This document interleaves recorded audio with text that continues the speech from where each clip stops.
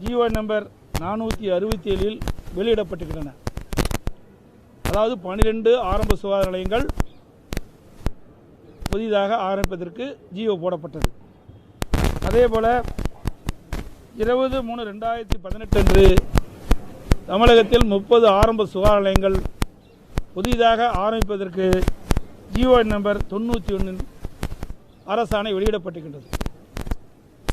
அதற்கு மீண்டும் மறுப்பு தெரிவிக்கின்றார். நேற்றைய தினம் வேண்டுமென்றே திட்டமிட்டு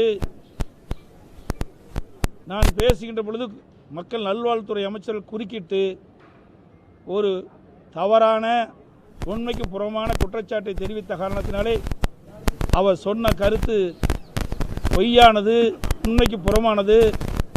ஏற்கனவே அனைத்து இந்திய அண்ணா திராவிட முன்னேற்ற கழக அரசு இருக்கின்ற பொழுது, நான் முதலமைச்சராக இருக்கின்ற பொழுது 2017 2021 வரை 42 புதிய ஆரம்ப சுகாதார நிலையங்கள் திறக்கப்பட்டிருக்கின்றன. அதற்குள்ள ஜிஓ நம்பரையும் நான் குறிப்பிட்டிருக்கின்றேன்.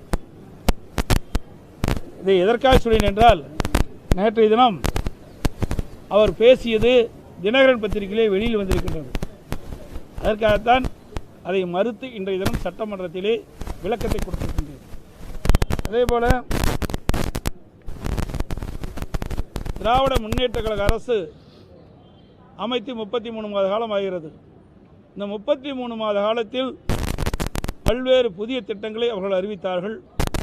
பல்வேறு பிரச்சனைகள் ஏற்படுகின்ற பொழுதெல்லாம், திட்டங்கள் அறிவிக்கின்ற பொழுதும் சரி, பிரச்சனைகள் ஏற்படுவதும் சரி, அதற்கென்று ஒரு குழுவை போடுவார்கள்.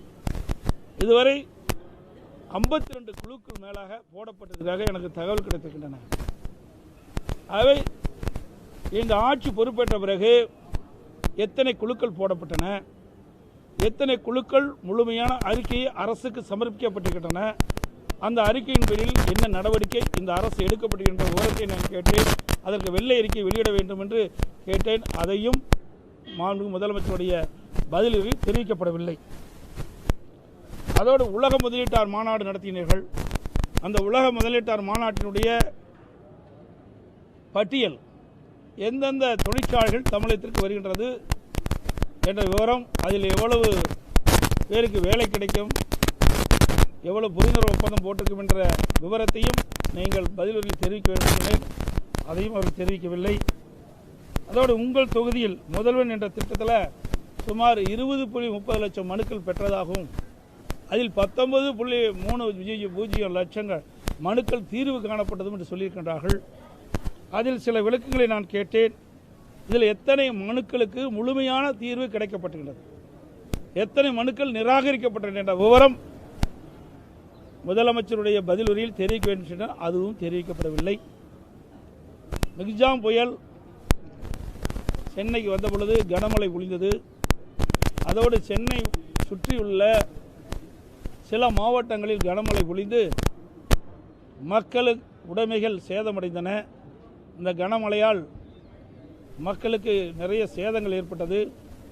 அப்படி சேதம் ஏற்படுகின்ற பொழுது அதற்காக செலவழித்த தொகை எவ்வளவு என்று கேட்டேன். அதற்கும் பதில் இல்லை. அதேபோல் தென் மாவட்டங்களில் தூத்துக்குடி, திருநெல்வேலி, தென்காசி, கன்னியாகுமரி போன்ற தென் மாவட்டங்களில் கனமழை பொழிந்தது. அந்த கனமழை பொழிகின்ற பொழுது அங்கே கடும் சேதம் ஏற்பட்டது. அந்த சேதத்திற்கு எவ்வளவு செலவு அரசின் மூலமாக செலவழித்தீர்கள் என்ற விவரத்தை கேட்டேன். அதுவும் அவர் பதிலிலே தெரிவிக்கப்படவில்லை.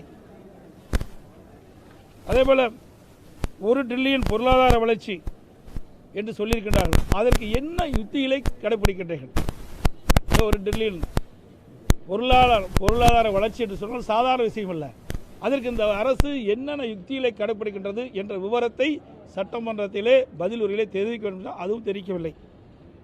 அதேபோல அவருடைய தேர்தல் அறிக்கையில் குறிப்பிட்டிருக்கின்றார்கள் 11.7 லட்சம் ஹெக்டேர் தரிசு நிலங்களை சாகுபடிக்கு கொண்டு வரப்படும் என்று